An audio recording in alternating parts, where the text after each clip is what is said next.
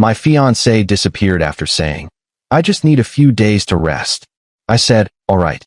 But my heart sank when I saw her post. Smiling with her ex weeks later, she texted, "The break is over." That's when I sent the reply she never saw coming. Hey legend, if you're new to the channel, subscribe to my channel and support me. Thank you. I'm 29, been with Lily for 4 years, engaged for 8 months. We weren't perfect, but I thought we were solid. We just put a deposit down on a house together. My savings mostly, about $45,000 that I'd been stashing away since my early 20s. She contributed $8,000. The wedding was set for June. Her parents loved me. My parents loved her. Everything felt like it was falling into place. Then 3 weeks ago, she came home from work looking exhausted. I was making dinner. Just pasta, nothing fancy. She dropped her bag by the door and said, "I need to talk to you." Those words always mean something bad, right? My stomach dropped. "I'm so tired," she said. "Work has been insane, wedding planning is stressing me out, and I just feel like I can't breathe. I need a few days to myself, just to reset." I stirred the pasta, trying to keep my voice level. "What do you mean, a few days? Like maybe I'll stay at my sister's place. Or get an Airbnb. I just need some space to think and rest. No pressure, no expectations. Just me time." I turned off the stove. "Are we okay?" She hugged me then, tight. "Of course. I love you. I just need this, okay? I'll text you every day. It's not about us." I didn't want to be that guy who makes everything about himself, so I said, "All right, take the time you need." She left the next morning with a duffel bag. Kissed me goodbye. Said she'd be back by the end of the week. Day 1, she texted, "Got a cute little place near the lake. Already feel more relaxed. Love you." Day 2, went for a long walk. Feeling better. Miss you. Day 3, nothing. Day 4, I texted her, "Hey, just checking in. You good?" No response until 11 p.m. "Yeah, sorry. Phone died." All good. Day 5, that's when I saw it. I wasn't even looking for it. I was scrolling Instagram at lunch, and there it was, a post from her best friend Rachel. A group photo at some brewery. And there was Lily, smiling, laughing, sitting right next to her ex-boyfriend, Derek. Derek, the guy she dated for 2 years before me. The guy she said ended amicably, but who she also said she'd never speak to again because it was too complicated. The guy whose name came up maybe twice in 4 years. My hands went cold. I zoomed in. His arm wasn't around her, but they were close. Too close. She was wearing the necklace I bought her for her birthday. In the caption, Rachel wrote, "Reunited, and it feels so good. Hashtag squad back, hashtag good vibes." I called Lily immediately. Straight to voicemail. I texted, "Saw Rachel's post. What's going on?" No reply.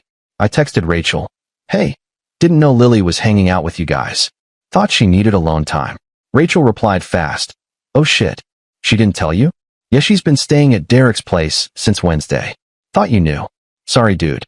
I read that message 10 times. Staying at Derek's place. Since Wednesday." That was day 3, the day she stopped texting. I called Lily 6 more times. Nothing. Finally, at 2 a.m., she texted back, "Can we talk tomorrow? I'm really tired." "No," I replied. "We talk now. Call me." She didn't call. Instead, she texted a paragraph. "I didn't plan this. I ran into Derek at a coffee shop on Tuesday, and we started talking. It felt easy. He invited me to hang out with some old friends, and I said yes. I've been staying in his guest room because it's easier than an Airbnb. Nothing has happened. I just needed space, and this felt like the right place to get it. I'm not ready to come home yet. I need more time. Guest room. Sure. I didn't sleep that night." Update: when I didn't respond to her text right away. I needed to think. By the next morning, I'd made some decisions. I texted her, "Take all the time you need. Let me know when you're ready to talk." She replied, "Thank you for understanding. I love you." I didn't say it back. Instead, I called my buddy Chris, who's a real estate agent. "If I need to pull out of a house deposit, what happens?" "Depends on the contract," he said. "Why? What's going on?" I told him everything. He was quiet for a second, then said, "Get your money back, man. Don't wait." I contacted the seller's agent that afternoon. Turned out we were still in the inspection period. I could back out with a full refund. I started the paperwork immediately. Then I called my bank and moved my $45,000 into a separate account, one Lily didn't have access to. I also changed the locks on our apartment. Petty? Maybe. But it was my apartment, my name on the lease. She'd moved in 2 years ago. She didn't text me for 4 days. For days. On the 5th day, she sent, "I think I'm ready to come home. Can we talk tonight?" I replied, "Sure." "What time?" 7. "Okay." She showed up at 7:15. I'd spent the afternoon packing her stuff into boxes. Not meanly. I folded everything, organized it. But it was packed. She saw the boxes and froze. "What is this?" "Sit down," I said. "No. Tell me what this is." I pulled out of the house. Got my deposit back. Changed the locks. "I'm done." Her face went white. "What? Why? I told you nothing happened." "You lied to me," I said. "You said you needed space. You didn't say you needed space with your ex-boyfriend. You didn't say you'd be staying at his place. You disappeared for days. You stopped answering my calls. And you thought I'd just be okay with that. I needed to figure things out. Then you should have been honest.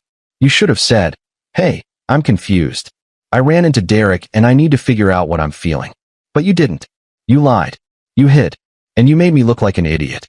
She started crying. I was scared. I didn't know how to tell you. "So you didn't tell me at all." "I love you," she said. "I made a mistake, but I love you. We can fix this." I shook my head. "I don't think we can. Please, don't do this. We've built a life together. For years. We're supposed to get married. We're supposed to get married. Past tense. You want Derek? Go be with Derek. But I'm not waiting around while you figure it out." She grabbed my arm. "I don't want Derek. I want you." "Then why were you at his place for a week?" She didn't answer. "That's what I thought," I said. "Your stuff is packed. You can get it tomorrow." She left sobbing. I felt nothing. Just numb. Update 2 days later, Lily's sister Monica called me. Monica and I always got along. She was a bridesmaid. "I need to tell you something," Monica said. "And Lily's going to kill me, but you deserve to know." "Okay." She slept with him. With Derek. She told me last night.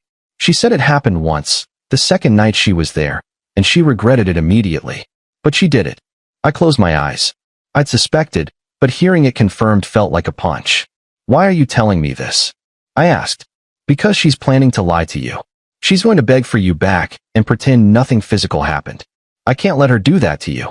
You're a good person. You didn't deserve this." "Thanks, Monica." "I'm sorry," she said. For what it's worth, I told her she's an idiot. Lily texted me that evening. "Can we please meet?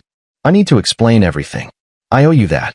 I agreed to meet at a neutral place, a park near our apartment. She showed up looking like she hadn't slept. "Good. I'm so sorry," she started. "I know I hurt you. But I need you to understand, I was confused. Derek and I have history, and seeing him brought up old feelings. But they're not real. They're just nostalgia. You're my future. You're the one I want to marry. Did you sleep with him?" I asked. She hesitated. Just for a second. But I saw it. "No," she said. "I swear. Nothing physical happened." I laughed. Actually laughed. "Your sister already told me the truth." Her face crumbled. "She what?" "She told me you slept with him. So you can stop lying now." "It was a mistake," she said quickly. "It didn't mean anything. I regretted it the second it happened." Stop," I said. "Just stop. I don't care about your excuses. You cheated. You lied. And you were going to keep lying. We're done. Please don't do this. I'll do anything. Therapy. I'll cut Derek off completely. I already moved on," I said. "Emotionally, I'm done. This conversation is just a formality." She stared at me. "You're really going to throw away 4 years because of one mistake?" "No," I said. "You threw away 4 years. I'm just accepting it." I left her sitting there. Update 3 weeks later, Lily texted me. "The break is over. I've had time to think, and I'm ready to work on us. Can I come home?" I stared at that message for a full minute. The audacity. The sheer fucking audacity. I replied, "You don't have a home here anymore. I'm seeing someone else." That last part was a lie, but I wanted her to feel what I felt. She called me immediately. I didn't answer. She called 12 more times. I blocked her. Then Derek called me. I almost didn't answer, but curiosity got the better of me. "Hey man," he said. "I just want to apologize. I didn't know you guys were engaged when she showed up. She made it sound like you were on a break." "We weren't on a break," I said. "She lied to you too." "Yeah, I'm realizing that now. She's been trying to move in with me, and I told her no. I don't want that kind of drama. Just wanted you to know I'm not trying to steal your girl or anything. She's not my girl anymore," I said. "You can have her if you want." "Nah, man. I'm good." I hung up feeling oddly satisfied. Final update, it's been 2 months now. Lily moved back in with her parents. I heard through Monica that she's been trying to get back together with Derek, but he's not interested. Apparently, she burned that bridge pretty fast. I got my $45,000 back from the house deposit. I'm looking at places on my own now. Smaller, but mine. Her friends have been reaching out, trying to defend her. She made a mistake. Everyone deserves a second chance. I blocked most of them. The ones who knew what she was doing and didn't tell me, they can fuck right off. Monica still texts me occasionally. She apologized for her sister about 100 times. I told her it's not her fault. She's actually been helping me navigate the breakup stuff. Who gets what friends? What to do with the wedding vendors? We lost most of the deposits, but I'm splitting those costs with Lily per the contract we signed. I canceled the venue last week. Lost $3,000. Lily's parents offered to cover half, which surprised me. Her dad called and apologized. Said he was disappointed in her. That actually meant something. As for me, I'm doing okay. Some days are harder than others.